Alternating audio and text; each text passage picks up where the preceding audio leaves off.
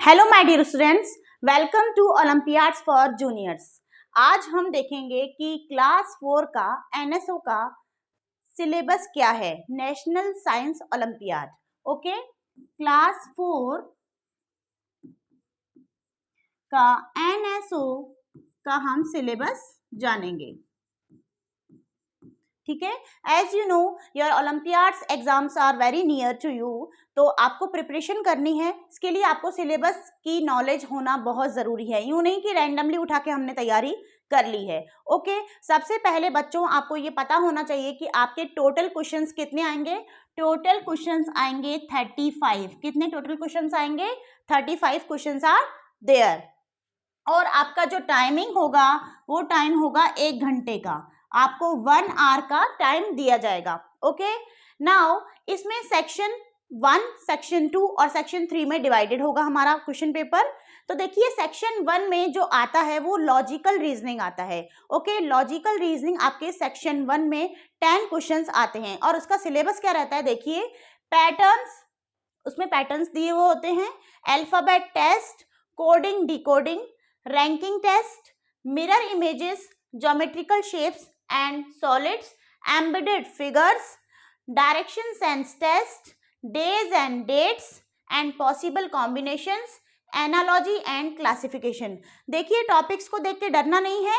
आपको logical reasoning की कोई सी भी बुक ओपन करनी है, क्लास 4 की, एमटीजी की, आप कोई सी भी परचेस कर लीजिए और एक एक टॉपिक को धीरे धीरे तैयार कीजिए। एक दिन में एक टॉपिक इजीली कवर हो जाता है। ओके, चलिए अब सेक्शन 2 में जो मेन साइंस का सिलेबस है वो क्या है।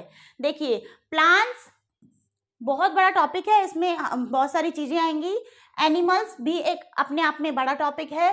Food and digestion, human needs, matter and materials, force, work and energy, our environment, earth and universe.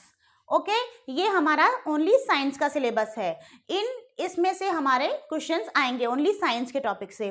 Okay, अब सेक्शन 3 है हायर ऑर्डर थिंकिंग क्वेश्चंस। देखिए, हायर ऑर्डर थिंकिंग क्वेश्चंस क्या होता है? ये थोड़े से अच्छे लेवल के क्वेश्चंस आते हैं, मतलब क्वेश्चंस का जो लेवल होता है वो थोड़ा टफ हो जाता है।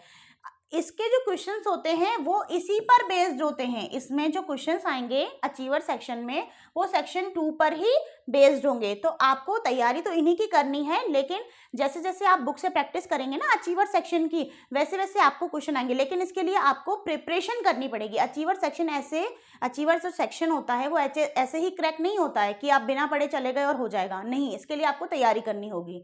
ओके, अब देखिए इसमें क्या है, आगे आपका क्लास 1 से 4 तक के लिए मिक्स मैं बता रही हूँ कि सेक्शन 1, 2, 3 में डिवाइडेड होता है। फर्स्ट लॉजिकल रीजनिंग मैंने अभी आपको बताया, सेकंड साइंस और थर्ड अचीवर सेक्शन। जो लॉजिकल रीजनिंग से सिर्फ 5 क्वेश्चंस आते हैं। लॉजिकल रीजनिंग से कितने क्वेश्चंस आते हैं?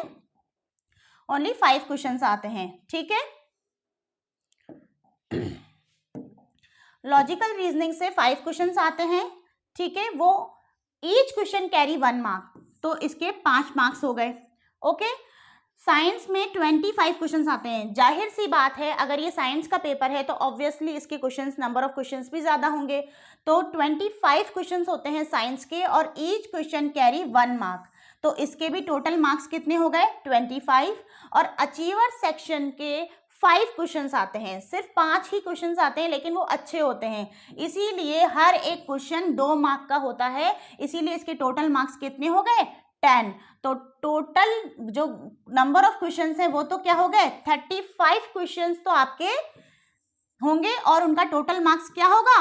40 मार्क्स का आपका पेपर होगा। तो आपको अच्छे से इसके लिए तैयारी करनी है। अभी 1-1.25 महीना आपके एग्जाम में है।